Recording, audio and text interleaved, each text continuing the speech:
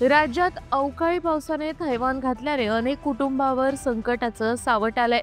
शेती तसंच घरांचं मोठ्या प्रमाणावर नुकसान होऊन जनजीवन विस्कळीत झालंय।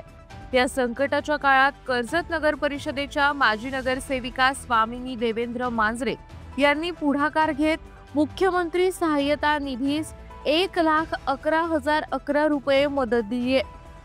28 ऑक्टोबर रोजी आपल्या वाढदिवसानिमित्त त्यांनी महाराष्ट्राचे मुख्यमंत्री देवेंद्र फडणवीस यांची भेट घेऊन ही मदत रक्कम सुपूर्द केली। संकटात सापडलेल्या पूरग्रस्तांना थोडासा आधार मिळावा यासाठी हा छोटासा हातभार असल्याचं त्या म्हणाल्या। अवकाळी पावसामुळे शेतकऱ्यांचं मोठ्या प्रमाणात नुकसान झालं असून अनेकांना नव्याने उभं राहण्यासाठी शासनाच्या मदतीची गरज आहे। या पार्श्वभूमीवर सर्व सक्षम नागरिकांनीही आपल्या परीने मदतीचा हात पुढे करावा अशी विनंती स्वामिनी मांजरे यांनी केली आहे। स्वामिनी मांजरे यांच्या या कृतीचं आता नागरिकांकडून कौतुक होत आहे।